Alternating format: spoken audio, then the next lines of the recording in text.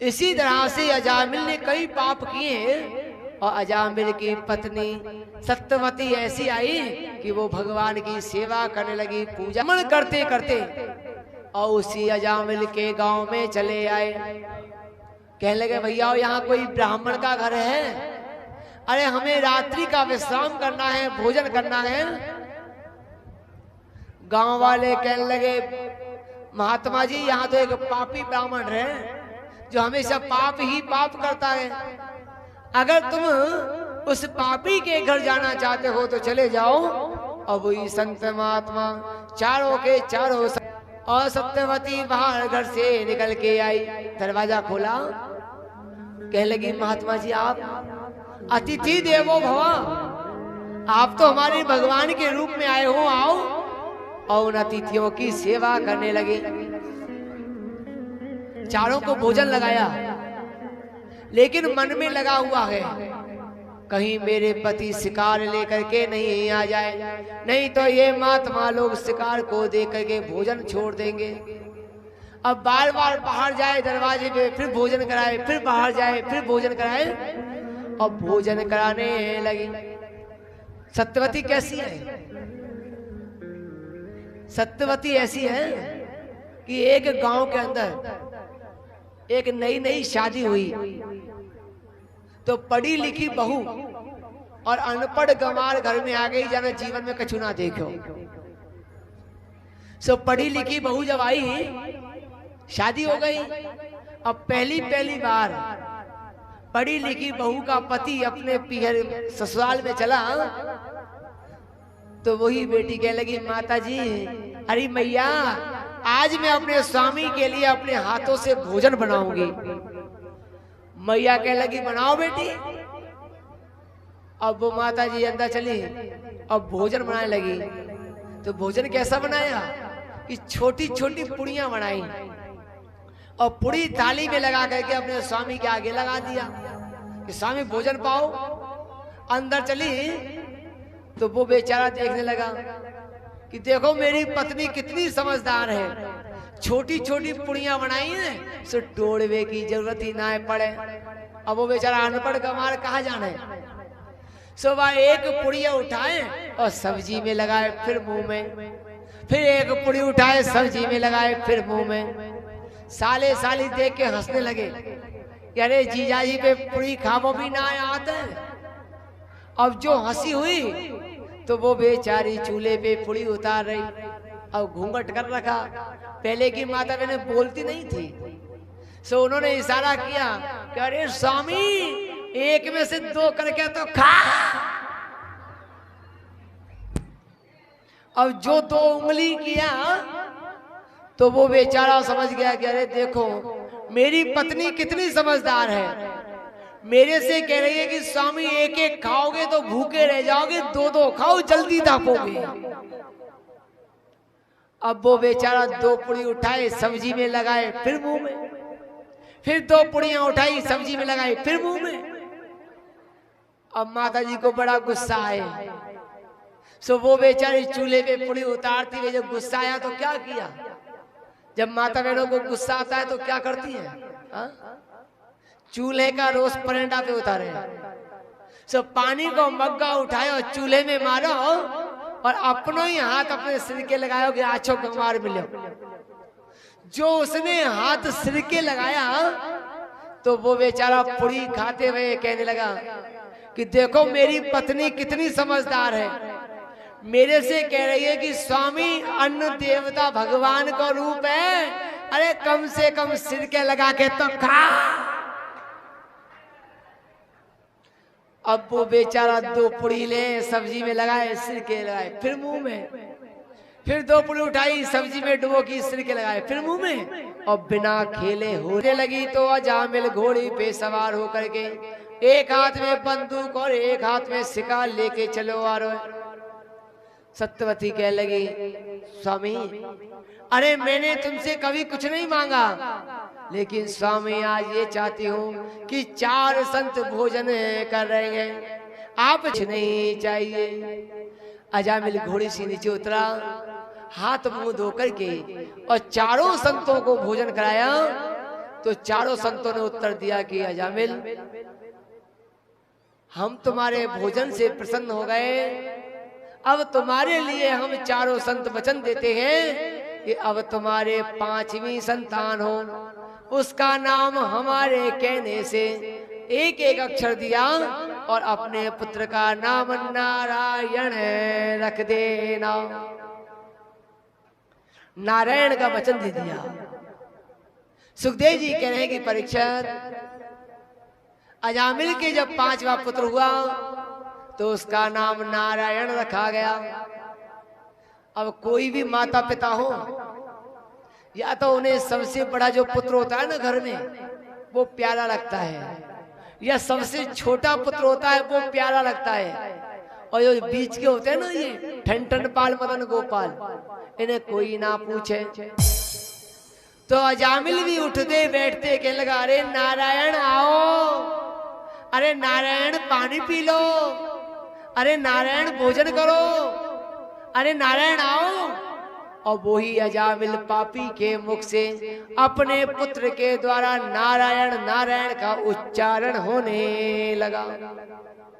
एक बात तो बता दूं, पहले सतयुग में, त्रेता में, द्वापर में और कलयुग के आरंभ में कोई भी अपने माता पिता जब पुत्रों के नाम रखते थे तो देवताओं से मिलते हुए, भगवान से मिलते हुए नाम रखते थे। बच्चों के नाम होते थे राधे श्याम, मदन गोपाल, बांके बिहारी, दामोदर, कृष्णानंद, सीताराम। सो कम से कम बच्चों के द्वारा भगवान का नाम तो उच्चारण होता था। और धीरे धीरे जब कलयुग आरंभ हुआ तो लोगों ने देखा कि अरे ये 5-5, 6-6 अक्षर का नाम बहुत बड़ा हो जाता है, इसे छोटा करो। और लोगों ने बच्चों का नाम हटा करके और नाम 3 अक्षर का रखना आरंभ कर दिया। 3 अक्षर का नाम में भी भगवान का नाम आता है। उनके 3 अक्षर में क्या, दिनेश, महेश, सुरेश, गणेश, रमेश, विनोद, भगवान का नाम आने लगा। बच्चियों के नाम होते थे गंगा, गोदावरी, सरस्वती, त्रिवेणी, कामेरी, सीता, राधा। लेकिन जब धीरे धीरे और कलयुग आगे बढ़ा तो बच्चों का नाम भगवान से हटा करके और बच्चों का नाम कैसा रखने लग गए, 2 अक्षर का नाम। बच्चियों के नाम तो रखते हैं पिंकी, चिंकी, अंकी, मंकी, डंकी, और बच्चों के नाम भी हटा दिए। अब बताओ, अंकी, मंकी, डंकी जब बच्चों के नाम रखोगे तो कैसे भगवान की प्राप्ति होगी? हाँ, नहीं होगी ना, कि होगी? तो अपने बच्चों के नाम ऐसे क्यों रखते हो? अरे भगवान से मिलता हुआ नाम जब नारायण रखा गया तो वही अजामिल और नारायण नारायण का उच्चारण करने लगा। नारायणं देवो गतोऽपि वा तम च धारणां देवया प्रसन्नमुद्रं देवति गतोऽपि जनार्दन। अजामिल का अंत समय आने लगा। अजामिल लो, अरे बेटा नारायण आओ, अरे बेटा नारायण बचाओ। और नारायण नारायण की ध्वनि सुन करके और बैकुंठ से भगवान के पार्षद भी भाग गए।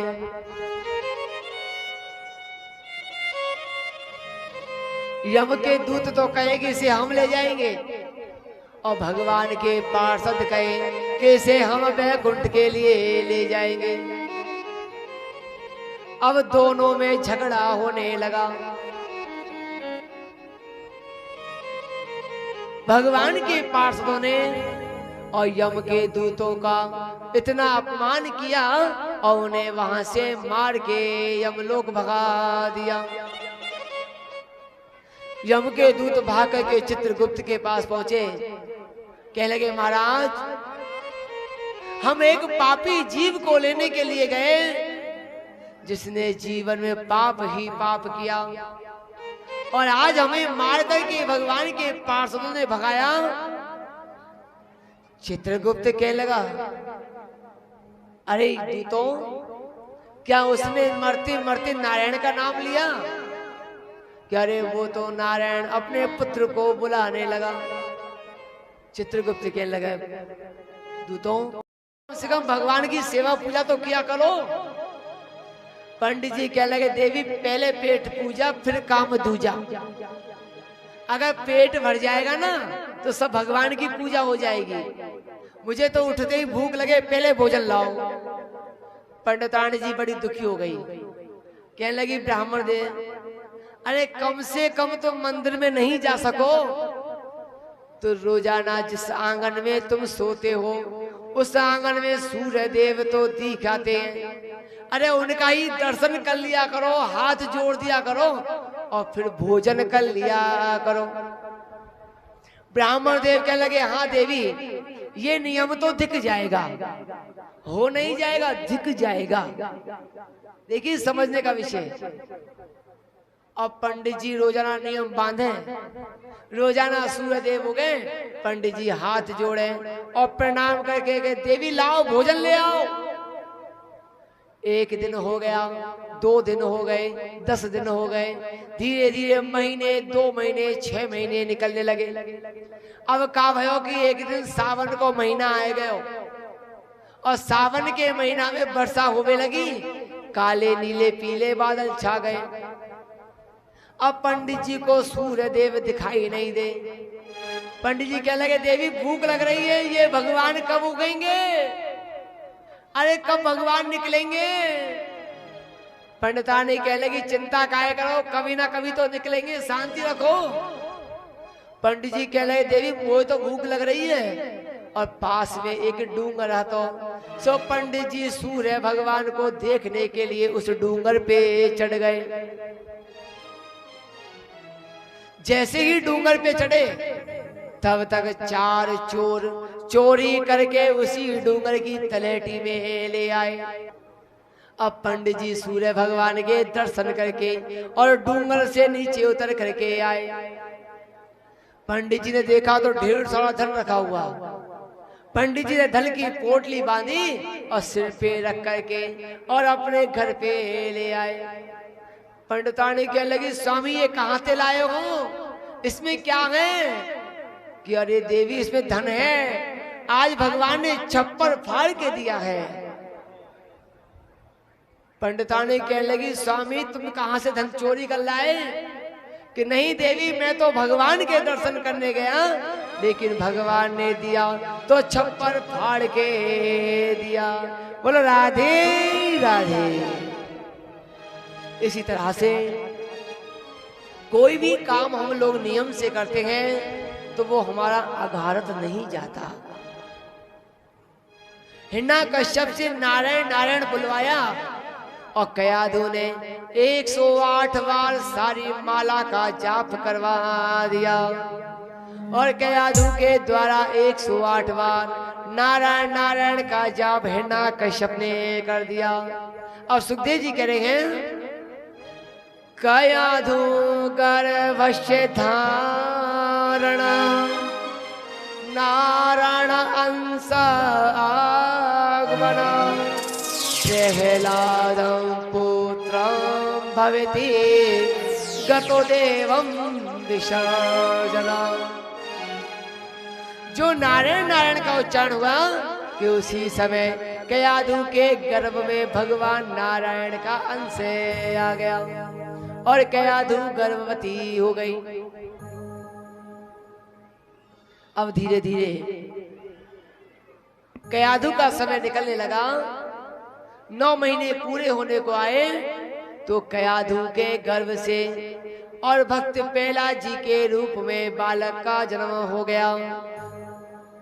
पहला जी धीरे धीरे बड़े होने लगे तो हिरण्यकश्यप ने अपने गुरु संडामर्क जी के आश्रम में पहला जी को विद्यादान के लिए भेज दिया और पहला जी से कह दिया कि बेटा कोई भी विष्णु का नाम नहीं ले, तुम्हारे पिता का दुश्मन है तो वो विष्णु है। कोई यज्ञ नहीं करना चाहिए, कोई दान करे धर्म करे तो मुझे आके बताना। पहला जी कह लगे ठीक है पिताजी। और पहला जी उसी समय संडामर्क जी के आश्रम की ओर विद्याधन करने के लिए चले। जैसे ही जा रहे हैं तब तक रास्ते में एक कुम्हार और कुम्हरिया का घर पड़ता है। पहला जी निकल के जा रहे हैं, देखा तो दो कुम्हार और कुम्हरिया आपस में जोर जोर से रोने लगे, अरे प्रभु बचाओ, अरे प्रभु बचाओ, अरे प्रभु हमारी रक्षा करो। और कहते हैं कि दुख में सुमिरन सब करे, सुख में करे ना कोई, जो सुख में सुमिरन करे दुखी काहे को होए। अरे गोविंद रक्षा करो। प्रहलाद जी ने सुना कि अरे ये दोनों के दोनों बुढ़े बुढ़िया मेरे पिता के दुश्मन का नाम ले रहे हैं। और प्रहलाद जी उसी समय बुढ़े बुढ़िया के पास में पहुंचे कि अरे दुष्टों तुम मारे जाओगे, इस नाम को बंद कर दो। दोनों रोने लगे, कहने लगे बेटा आज हमने मटकी पकाने के लिए एक छोटा सा आला लगाया, उस आले के अंदर अग्नि लगाने लगे तो गलती से बिल्ली के 4 बच्चे उस घड़े में चले गए। अब बेटा अगर ये बिल्ली के बच्चे मर गए तो हमें पाप लग जाएगा। बेटा अब इन्हें बचाने के लिए भगवान को आना ही पड़ेगा।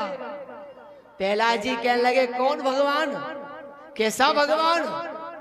अरे बुढ़ी बुढ़िया अगर तुमने भगवान का नाम लिया तो मेरे पिता के द्वारा मारे जाओगे। दोनों कहने लगे बेटा अगर ये बिल्ली के बच्चे मर गए तो तुम्हारे पिता से कह करके और हमें भी मरवा देना। प्रहलाद जी कहने लगे ठीक है, हम कल लौट के दोबारा आएंगे और देखेंगे तुम्हारे बिल्ली के बच्चे बचते हैं या मरते हैं। अब प्रहलाद जी गुरु जी के आश्रम में विद्याधन किया और वापस लौट करके दूसरे दिन द्वितीय दिवसे प्रारब्धे गतोऽहं देवनशो गत्वा। दूसरा दिन का समय आया और प्रहलाद जी महाराज उन्हें बुढ़िया बुढ़े के घर में पहुंचे। कहने लगे अरे बुढ़े बुढ़िया अपने आला को खोलो। अब दोनों के दोनों रोते जाएं और बिलखते हुए एक एक मटकी को हटाने लगे, आला को खोलने लगे। लेकिन प्यारे भक्तों तुलसीदास जी क्या लिख रहे हैं? तुलसीदास बाबा कह रहे हैं जहाँ पर कृपा राम की होए, जहाँ पर कृपा राम की होए, जहाँ पर कृपा राम की होए, जहाँ पर कृपा राम की होए, ताको मार सके नहीं कोई, मार सके ना कोई। जब जब होई धर्म की हानि, जब जब होई धर्म की हानि, पड़ही असुर अधम अभिमानी, पड़ही असुर अधम अभिमानी, पड़ही असुर अधम अभिमानी। पड़ही असुर अधम अभिमानी। श्री राम। जिस घड़े के अंदर बिल्ली के बच्चे गए मानो उस घड़े के चारों तरफ आंच भी नहीं लगी और चारों के चारों बालक निकल करके बाहर आ गए। प्रहलाद जी कहने लगे अरे बुढ़ी बुढ़िया आज मैंने देखा कि भगवान है और भगवान इसी पृथ्वी पे रहते हैं। हरि व्यापक सर्वत्र समाना प्रेम ते प्रकट होई भगवान। जिसका जो भाव होता है और जैसे भाव से देखता है उसे वैसे ही रूप में भगवान दिखते हैं। कहते हैं कि जाकी रही है भावना जैसी, प्रभु मूरत तिन देखी तैसी। एक बार एक गांव के अंदर एक वृक्ष पे एक चिड़िया सवेरे सवेरे 4 बजे अपनी भोर गुंजार रही थी, ची ची ची कर रही थी। उसी समय एक पंडित जी निकल करके आए और पंडित जी ने चिड़िया को देखा। पंडित जी कहने लगे, अरे देखो चिड़िया कितना अच्छा भोर गुंजा रही है और मेरे भगवान का नाम ले रही है। क्या सोचा?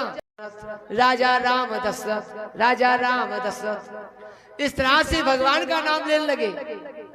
उसी समय उसी मार्ग से एक मौलवी जी चले आए। मौलवी जी कहने लगे, पंडित जी क्या कह रहे हो कि ये चिड़िया देखो मेरे भगवान का नाम ले रही है। मौलवी जी कहने लगे, ये तुम्हारे भगवान को नहीं बुला रही है, ये चिड़िया मेरे खुदा का नाम ले रही है कि अल्लाहु अकबर, अल्लाहु अकबर। दोनों में झगड़ा होने लगा कि उसी समय एक माली सब्जी बेचता हुआ वहां से निकलने लगा। कहने लगे, भैया आपस में क्यों झगड़ रहे हो, कहाँ बात है? पंडित जी अपनी बात कहे और मौलवी जी अपनी बात कहे। माली कहने लगा, तुम दोनों पागल हो, ये चिड़िया ना तो तुम्हारे भगवान का नाम ले रही और ना तुम्हारे अल्लाह का नाम ले रही, ये चिड़िया तो मेरी सब्जी बेच रही है, आलू बैंगन अदरक, आलू बैंगन अदरक, आलू बैंगन अदरक। थोड़ी देर में एक पहलवान जी चले आए। पहलवान जी कहने लगे, अरे भैया काहे को लड़ रहे हो? अब पंडित जी अपनी बात कहें, मौलवी जी अपनी बात कहें और माली बाबा अपनी बात कहें। पहलवान जी कहने लगे, तुम तीनों के तीनों मूर्ख हो, ये ना तो तुम्हारे भगवान को बुलाए, ना तुम्हारी सब्जी बेचे, ना तुम्हारे अल्लाह को बुलाए, ये चिड़िया तो मेरा नाम ले रही है। दंड बैठक कसरत, दंड बैठक कसरत, दंड बैठक कसरत।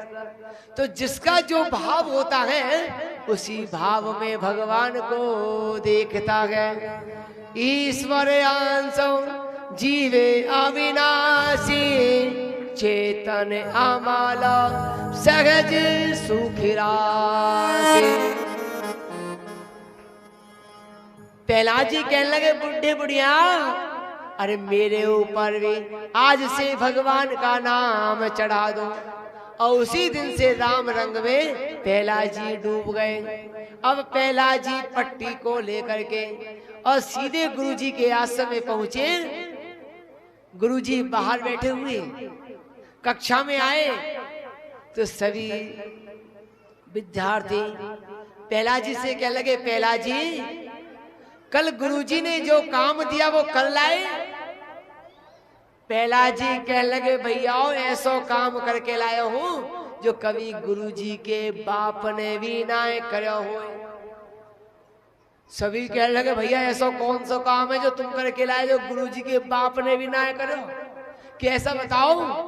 तो प्रहलाद जी कहने लगे, भैया अपनी अपनी पट्टियां साफ करो और जो मैं लिखाता हूँ वो लिखना आरंभ करो। और प्रहलाद जी ने क्या लिखाया?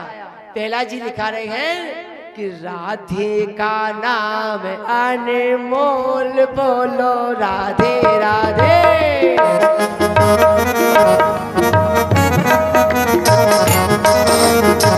राधे का नाम अनमोल, बोलो राधे राधे। का नाम अनमोल, बोलो राधे राधे। ऐसा लगे ना कोई मोल, बोलो राधे राधे।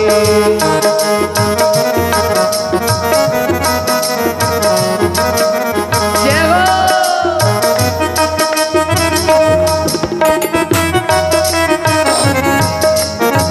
ताली बजाते हुए राधे राधे।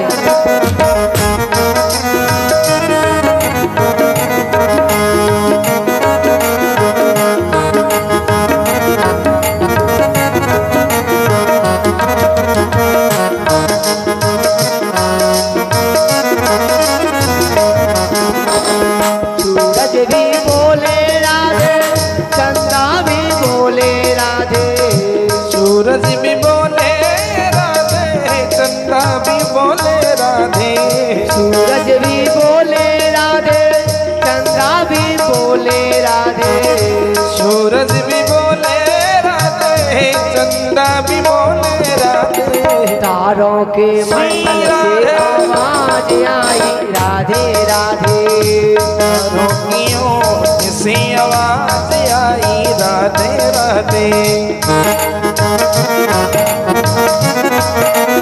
सभी बोले ताली के सिवा तो वे राधे राधे का नाम ताली बजा के राधे का नाम अनमोल बोलो राधे राधे।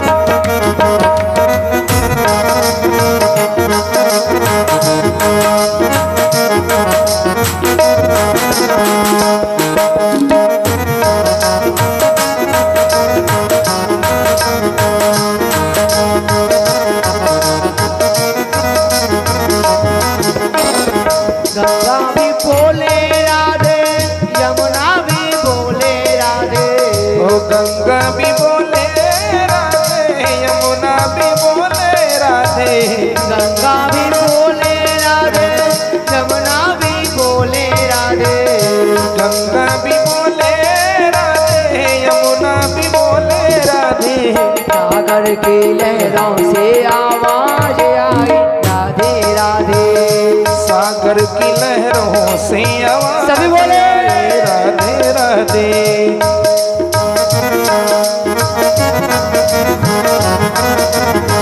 राधे का नाम अनमोल बोलो राधे राधे।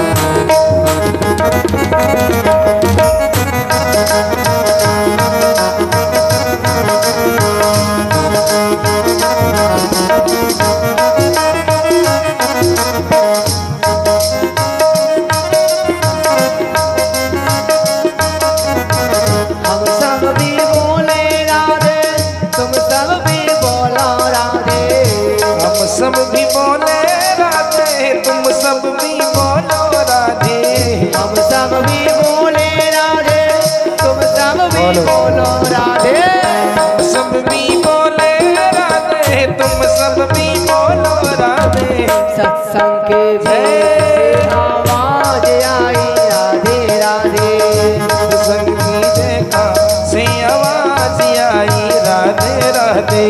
ऐसा लगे ना कोई बोल बोलो राधे राधे, तेरा नागे ना कोई मोल बोलो राधे राधे।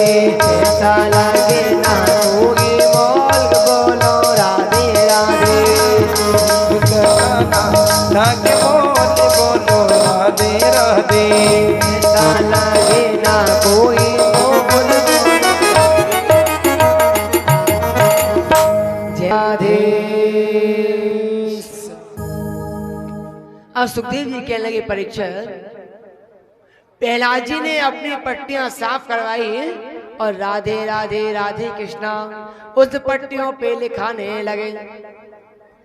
उसी समय गुरु सदैव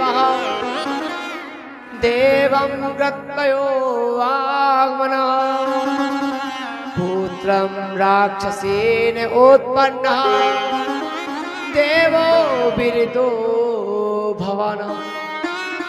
अरे बेटा भगवान का नाम ले रहे हो, मैं राक्षस कुल में जन्म है और तुम राक्षस हो, ऐसा नहीं करो, ऐसा बातें ना लिखाओ। प्रहलाद जी कहने लगे गुरुजी, कौन किसका दुश्मन है, कौन किसका मित्र है, सबको मारने वाला भी वही है और बचाने वाला भी वही है। संडामक जी कहने लगे बालक ऐसे नहीं मानोगे, चलो तुम्हारे पिताजी के पास चलो। और संडामक जी ने प्रहलाद जी का हाथ पकड़ा, हाथ पकड़ करके प्रहलाद जी को हिरण्यकश्यप के पास ले आए। कहने लगे हिरण्यकश्यप ये तुम्हारा बालक दुश्मन का नाम लेता है, इसे संभालो। हिरण्यकश्यप ने प्रहलाद जी को बहुत समझाया कि बेटा ऐसा ना करो। प्रहलाद जी कहने लगे पिताजी अरे आप भी उनका नाम लोगे तो तुम्हारा उद्धार। जाट के देवा में बेटी जाट के थाली भर कर लाई रखी छड़ो ऊपर की बात की। जीमो मारा श्याम धनी रजी मारे कर्मा जाट की रजी मावे बेटी जाट की। लाई रखी चिड़ा लाई रखी चिड़ा ऊपर की बाट के देवा मारा श्याम धनी देवा में बेटी जाट के देवा में कर्मा जाट के। थाली भर कर लाई रखी छड़ो ऊपर की बाट की। जीमो मारा श्याम धनी रजी मावे कर्मा जाट की रजी मावे बेटी जाट की। जय हो।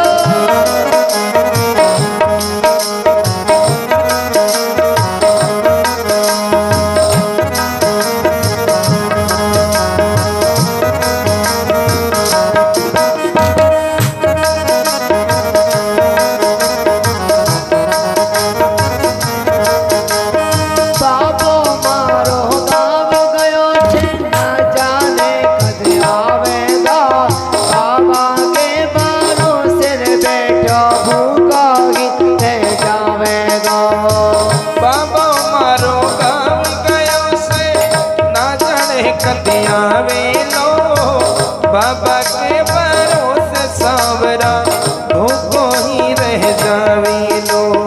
आज जमाओ धन रखी चिड़ा आज जमाओ धन रखी चिड़ा मानो न कोई और के जीवो मारा श्याम धनी जीवा में बेटी जाट की जीवा में कर्मा जाट की।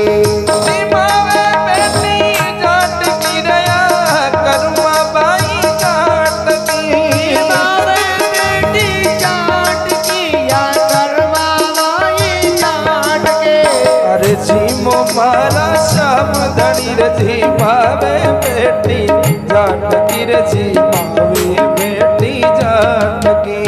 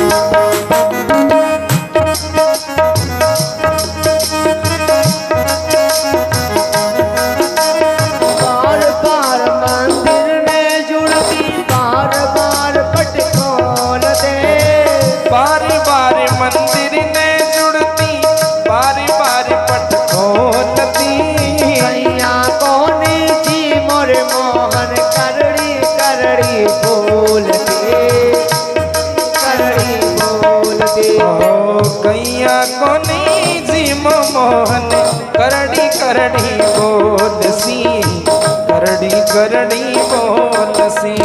तुझी मैं का सत मह जीव का लगा बड़ी छाछ के जीवा मारा श्याम धनी जीवा में बेटी जाट की जीवा में कर्मा जाट की।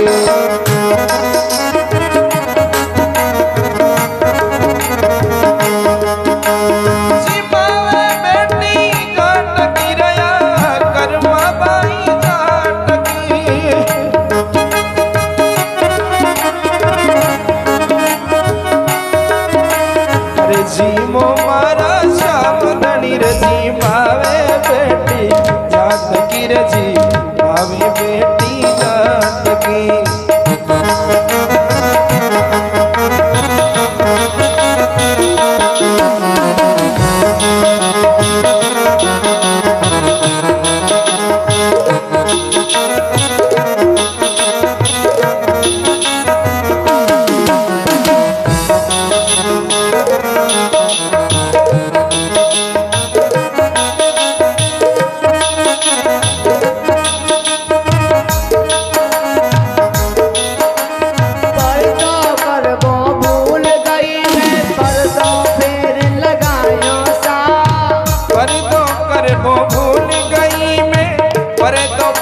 लगायो जी ओट बैठ कर शाम की चिड़ो खायो है, शाम की चिड़ो खायो है। धावलियरी ओट बैठ मारो शाम की चिड़ो खायो ये मारो शाम की चिड़ो खायो। भक्ति होए तो कर्मा जैसे सावरियो घर आवेगा, प्रभु के गुण होगा हरस हरस सुख पावेगा, हरस हरस सुख पावेगा।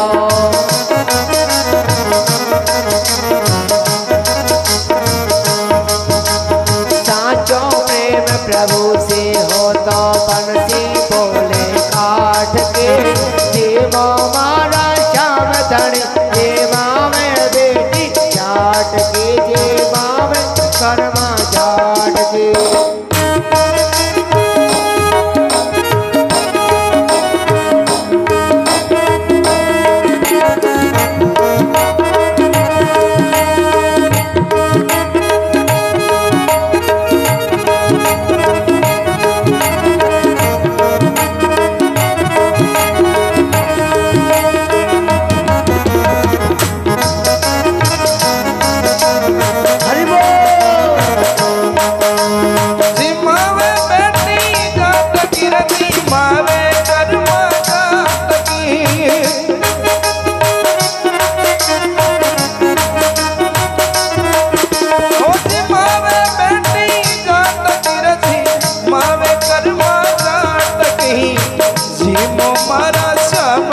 जी मावे बेटी जानकी रजी मावे बेटी जानकी मावे कर्मा जानकी रजी मावे बेटी।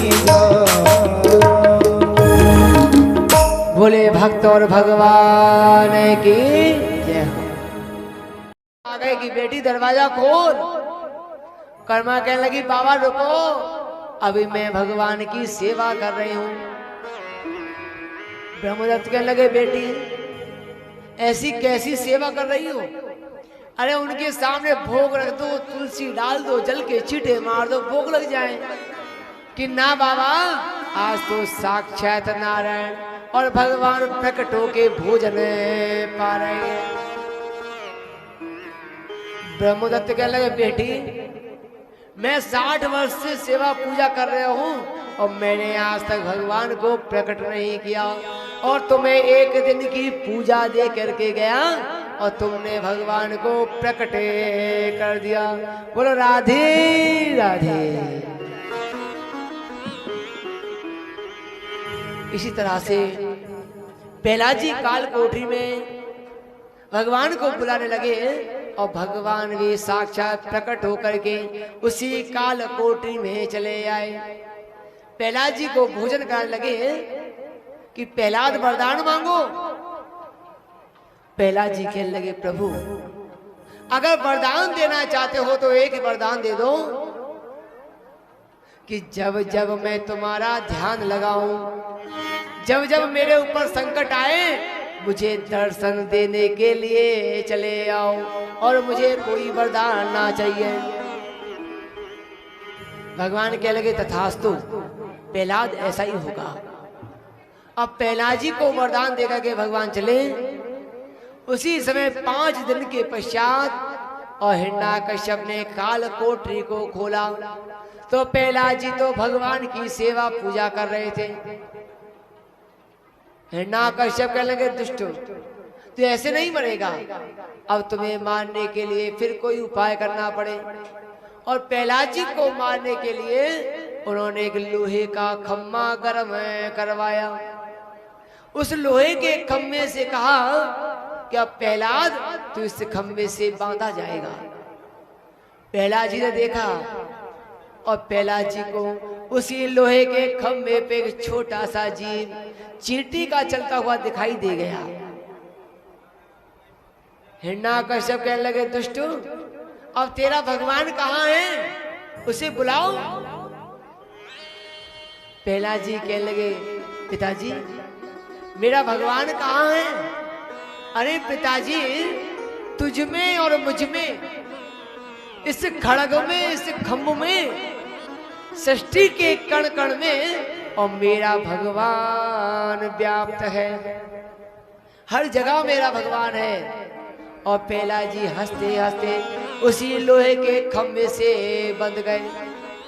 हिरण्यकश्यप ने उसी समय और प्रहलाद जी को मारने के लिए अपनी जैसे ही गदा उठाई तो प्यारे भक्तों चतुर्दशी का समय, और वही प्रहलाद जी को भक्त को देख करके और हिरण्यकश्यप को मारने के लिए और भगवान नरसिंह रूप में प्रकट होने के लिए जा रहे हैं। नरसिंहो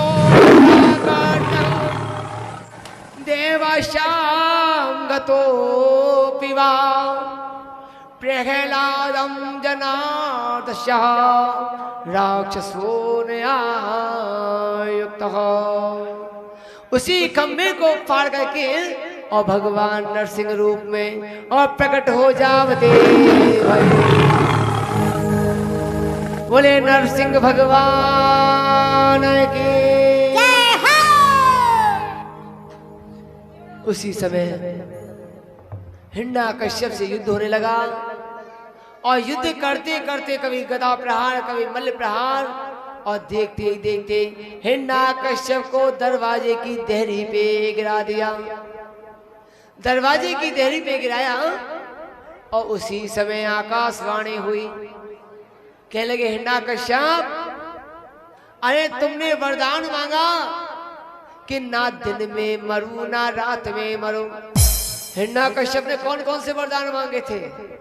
सो प्रहलाद जी से जो ब्रह्मा जी से जो वरदान मांगे थे उन्हीं वरदानों का लेखा जोखा सभी देवता करने लगे कि हिरण्यकश्यप तुमने वरदान मांगा कि ना दिन में मरूं ना रात में मरूं, तो ना इस समय दिन है ना रात है, दोनों समय संध्या का समय होने जा रहे हो।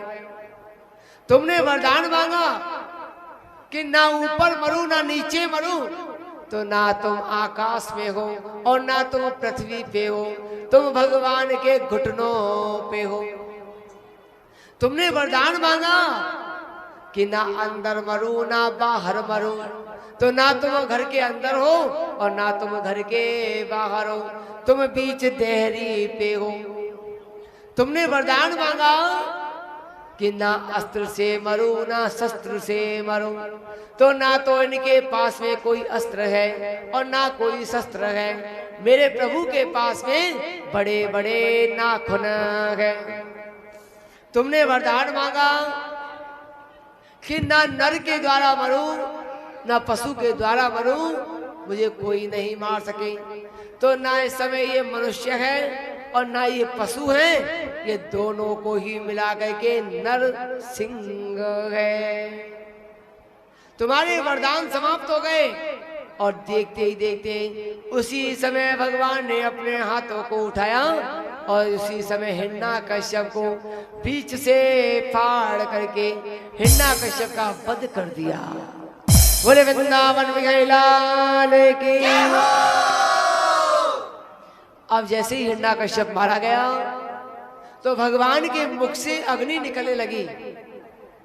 कैसी अग्नि निकली कि उस अग्नि को साक्षात लक्ष्मी जी भी शांत नहीं कर सके। सभी देवता लोग घबराने लगे, क्या रे अब ये अग्नि को शांत कौन करे? देवता लोग कहने लगे कि प्रहलाद जी ने बुलाया है, अब प्रहलाद जी ही शांत करेंगे। और प्रहलाद जी को भगवान के सन्मुख भेजा गया। प्रहलाद जी कहने लगे प्रभु शांत हो जाओ। भगवान ने प्रहलाद जी को उठा के गोदी में बिठाया। कहने लगे प्रहलाद वरदान मांगो। प्रहलाद जी कहने लगे प्रभु देना चाहते हो तो ये वरदान दे दो कि मेरे पिता को मिले तो केवल उत्तम गति ही मिले, वैकुंठ का वास मिले। भगवान कहने लगे प्रहलाद जो हमारे हाथों से मारा जाता है वो सीधा वैकुंठ के लिए ही जाता है। कहने का अर्थ ये है कि हिरण्यकश्यप का अंत हुआ और प्रहलाद जी ने राज्य को संभाला। अब प्रहलाद जी के राज्य में 6 मनवंतर व्यतीत हो गए। देखिए हर कथा समझने की कथा है। अब आगे की कथा आ रही है कि इसी पृथ्वी के ऊपर एक गज और गिरहा हुए थे। गज कौन है? गज ये सभी जीव होते हैं जो मत वाले हाथी की तरह पृथ्वी पे भ्रमण करते हैं। और गिरहा होती है इनकी मृत्यु, कब इसकी मौत आ जाए किसी को पता नहीं। लेकिन ये जीव और 84 के चक्कर में अपने पुत्रों की सेवा पूजा में लग जाता है, भगवान को भूल जाता है। यही गज त्रिकुट नामक पर्वत के नीचे अपने बच्चों को और स्नान दान कराने के लिए ले गया। सरोवर में कीड़ा करने लगा। अब ये सरोवर क्या है? ये सरोवर हमारा शरीर होता है। हमारा शरीर बच्चों के मोह में फंस जाता है और धीरे धीरे वृद्ध होने को आता है, लेकिन अपनी मौत को भूल जाता है। धन कमा कमा करके बच्चों को दिया, जब तक बच्चों ने साथ दिया, और जब हमारा धन समाप्त हो गया, हाथ पैरों की शक्ति समाप्त हो गई, तो बच्चे साथ छोड़ के चले गए। ये उस कथा को लेके आ रहे हैं। सुखदेव जी महाराज कह रहे हैं कि परीक्षित, त्रिकुट पर्वत के नीचे गज अपने पुत्रों को नहलाने धुलाने लगा, लेकिन अपनी मौत को भूल गया। और उसी समय एक गिरहा ने आकर के गज का पैर पकड़ लिया, गज को पानी में खींचने लगा। अर्थात हमारा बुढ़ापा आते हुए और हमारी मृत्यु और भी भगवान के निकट आ रही है। जिस समय 2 घड़ी की जिंदगी शेष रह गई, बच्चों ने 6 महीने तक साथ दिया, अंत में बच्चे भी और मौत के मुंह में छोड़ करके चले गए। कोई साथी नहीं है। कबीरदास जी कह रहे हैं कि जिस समय यहां से जाओगे उस समय कोई साथी नहीं होगा, केवल 2 गज कफन का टुकड़ा होगा। और क्या बताया? जाएगा जब यहाँ से कोई ना साथी होगा, 2 गजे कफन का टुकड़ा तेरा लिवाज होगा। 2 गजे कफन का टुकड़ा तेरा लिवाज होगा। जाएगा जब यहाँ से कोई ना साथी होगा,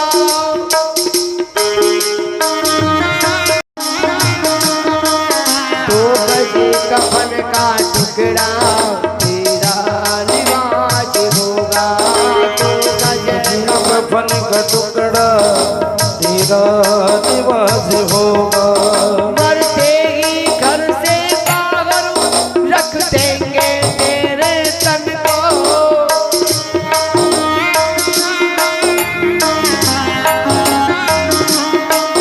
आकर के झट डाले हरिजन तेरे कफन को।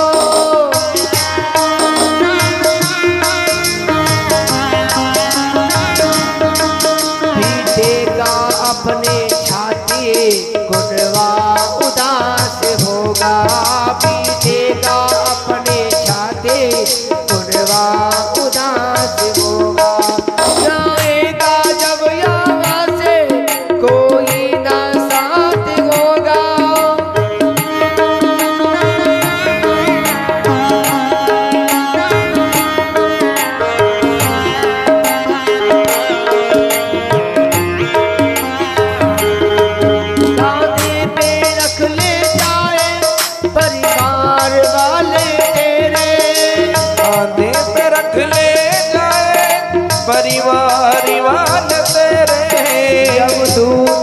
पकड़ कर डालेंगे तेरे घेरे। यमदूत ने पकड़ कर डालेंगे तेरे घेरे। दे देगा आग तुझको जो बेटा खास होगा।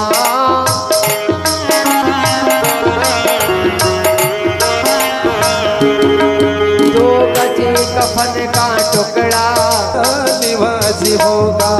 सोने की तेरी काया जल करके राख होगी।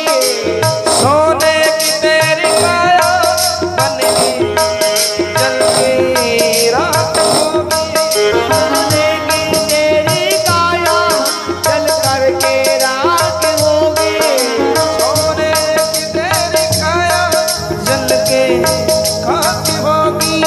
मिट्टी में मिल मिट्टी तो बाकी की राख होगी। मिट्टी बाकी खाक होगी। सोने की तेरी काया जल करके राख होगी।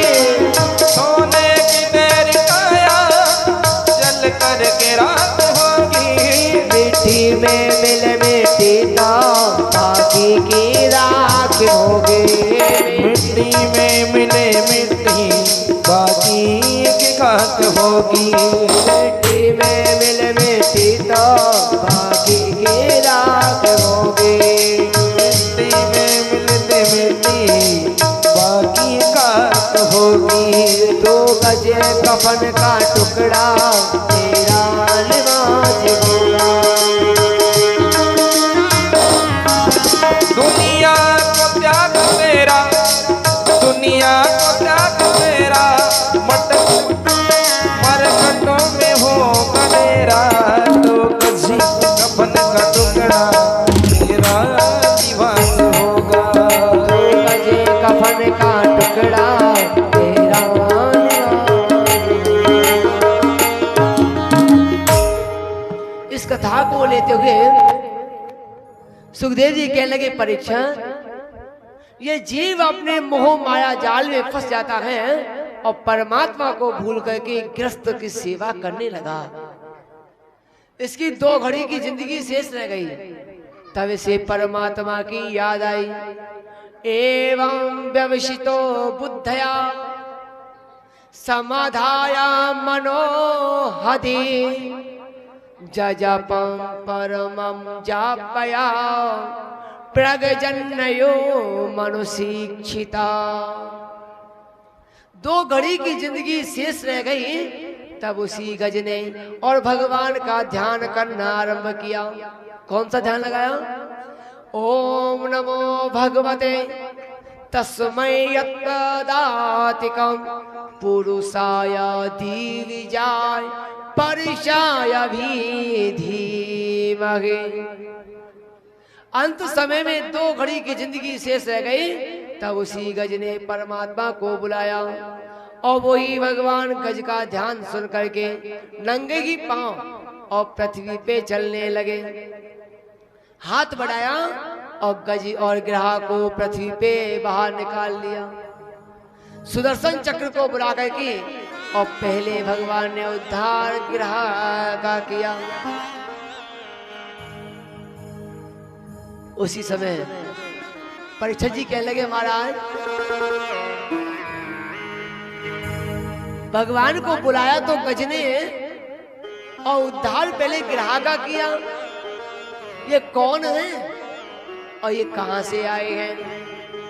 तो सुखदेव जी कहने लगे, परीक्षित ये गज पूर्व जन्म में पांडवंशी राजा इंद्रद्रुम है।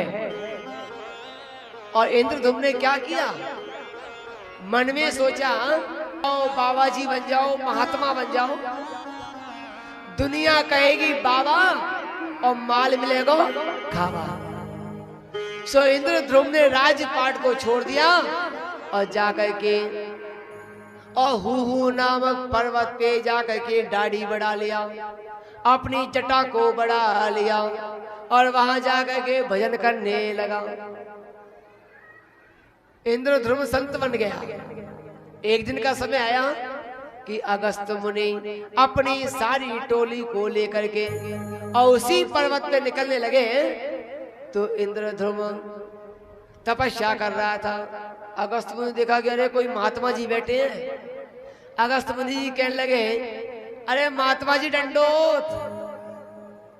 अब इंद्रध्रुम को क्या पता कि एक संत दूसरे संत को प्रणाम करता है तो वो ये नहीं कहता है कि सुखी रहो, चिरंजीवी भवे एवं मस्तु भवा। एक संत दूसरे संत को ये आशीर्वाद नहीं देगा। लेकिन इंद्रधुम तो राजा है, पांडवंशी राजा, उसे कहा पता कि संत कैसे कहे। इंद्रधुम ने कहने लगा कि खुशी रहो, चिरंजीवी भवा एवं मस्तु भवा। अगस्त मुनि कहने लगे, मुझे आशीर्वाद दे रहे हो, ये कोई संत नहीं हो सकता। अरे दुष्ट तुम कौन हो जो यहाँ आकर के तपस्या कर रहे हो, पहले अपनी असली सूरत में आओ। इंद्रध्रुम हाथ जुड़ के कहने लगे, महाराज मैं तो पांडवंशी राजा हूँ और मैं तो यहाँ बाबा जी बन के तपस्या कर रहा हूँ। अगस्त मुनि कह लगे, इंद्रध्रुम तुमने झूठा पाखंड किया, ढोंग किया, क्योंकि संत तीन तरह के होते हैं। एक बार बता दूं, संत तीन प्रकार के होते हैं, चपेट के, ठेठ के और पेट के। एक संत तो वो होता है जो जन्म से ही संत रूप में आता है, वो कोई भी विवाह संस्कार इत्यादि कर्मों को नहीं करता है, केवल भगवान का भजन करता है।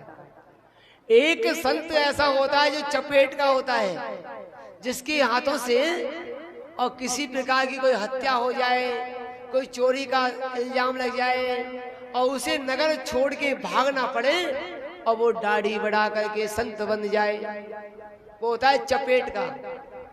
और एक होता है पेट का, जो केवल पेट भरने के लिए जगह जगह मांग करके लाए और संत बन गया, केवल पेट भरने के लिए संत कहलाए। तो इसी तरह से अगस्त मुनि कह लगे कि इंद्रध्रुम तुमने जो झूठा पाखंड किया, तो जाओ हम तुम्हारे लिए श्राप देते हैं कि तुम पृथ्वी पे जाकर के मत वाले हाथी बन जाओ। उहू नाम के पर्वत को श्राप दिया कि जाओ तुम पृथ्वी पे जाकर के गिरह बन जाओ और तुम्हारा उद्धार, गज का उद्धार इसी पर्वत के द्वारा होगा। इस तरह से गज ग्रह का युद्ध पूर्ण हुआ। अब आगे चल कर के सुखदेव जी कह रहे हैं कि परीक्षित, कश्यप ऋषि की दो पत्नियां थी, दिति और अदिति। दिति के गर्भ से देवता हुए और अदिति के गर्भ से दैत्य इत्यादि, बिंद, बलि, सुरभानु, कई सारे दैत्य हुए। आपस में झगड़ा करने लगे, बल के लिए लड़ने लगे। तो सारे के सारे देवता और भगवान विष्णु के पास क्षीण सागर में पहुंचे। विष्णु राज्ञम देवयं देवमूर्ति गदोपिवं। सभी देवता भगवान विष्णु की शरण में पहुंचे और जाकर के भगवान की स्तुति करने लगे कि प्रभु रक्षा करो। भगवान कह रहे, देवताओं अब तुम्हें अपने भैयाओं पे विजय पानी है तो तुम्हें समुद्र मंथन करना पड़ेगा। जाकर के बलि से मित्रता करो और बलि से मित्रता होगी तो तुम समुद्र मंथन को करोगे। सभी देवता कहने लगे, प्रभु बलि के पास कैसे जाएं? बलि तो हमसे झगड़ा करता है। भगवान कहने लगे, भैया अगर हमारी कोई गरज हो उस समय जाकर के किसी को, गधे को भी बाप बनाए तो इसमें भला बुराई ना है। तुम जाओ तो सही और उससे कहना कि भैया समुद्र मंथन करें और समुद्र से जो अमृत का कलश निकले उसे आप लोग पी लेना, आप अमर हो जाओगे। इस तरह से समुद्र मंथन के लिए आग्रह किया। सभी देवता लोग मिलकर के बलि के पास में पहुंचे। बलि से कहा कि भैया हम आपस में भाई भाई हैं, युद्ध ना करें और चल करके समुद्र मंथन करें। अब ये समुद्र मंथन क्या है? समुद्र मंथन किसे कहते हैं? समुद्र मंथन करना हो तो हमारे शरीर के मंथन को ही समुद्र मंथन कहा जाता है। और इस शरीर का मंथन जब करोगे तो इसके लिए काम वासना की रस्सी, जो हमारे शरीर में काम वासना है, उसकी रस्सी नेति बना करके और बासुकी नाग नक्षत्र की रस्सी बना करके समुद्र मंथन किया जाता है। इस नेति को बना करके और मंदराचल अर्थात मन रूपी पर्वत को बस में कर करके और समुद्र के अंदर धकेला जाता है।